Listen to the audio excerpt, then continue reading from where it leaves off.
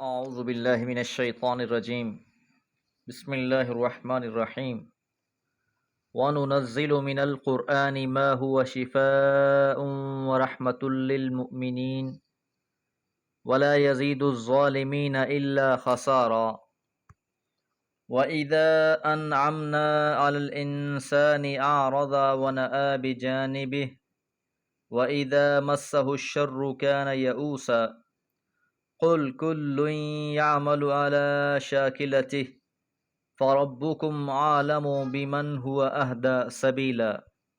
سورہ بنی اسرائیل آیات 82 سے 84۔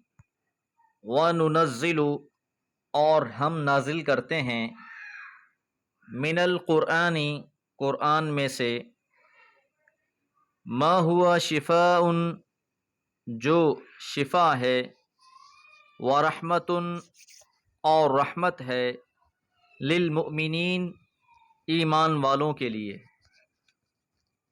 قرآن مجید کا نزول، اس میں تمام روحانی عقلی روگوں کا مداوع بیان کیا گیا ہے۔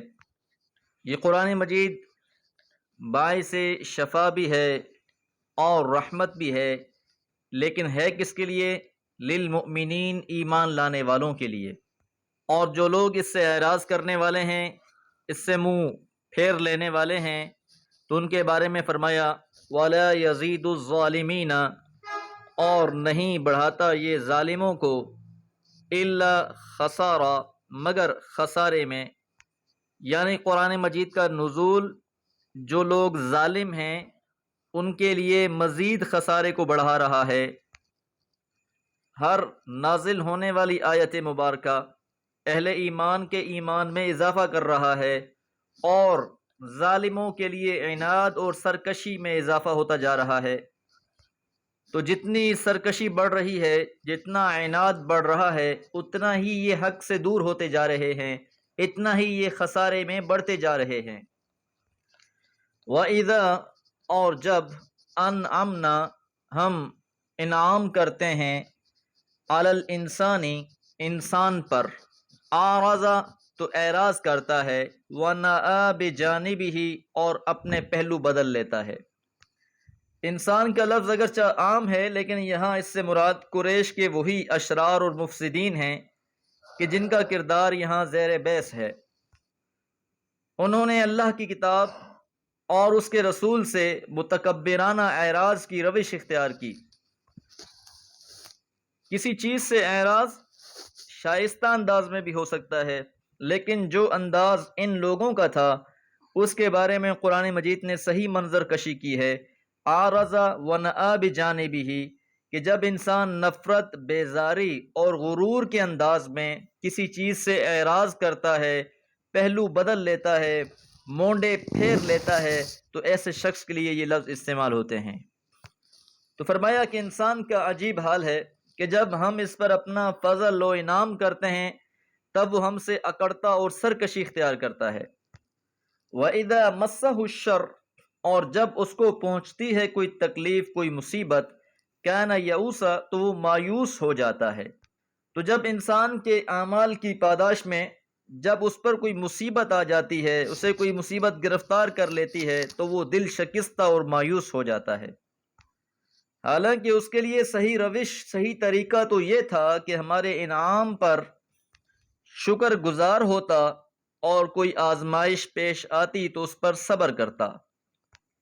تو جب ان پر انعام ہوتے رہے تو حضور سے کہتے تھے کہ دیکھیے، اگر آپ حق پر ہوتے، آپ کے ساتھی حق پر ہوتے تو آپ کے پاس مال و متاع ہوتا، خوشحالی ہوتی، یہ ساری خوشحالیاں تو ہمارے لیے ہیں، اس کا مطلب یہ ہوا کہ ہم حق پر ہیں۔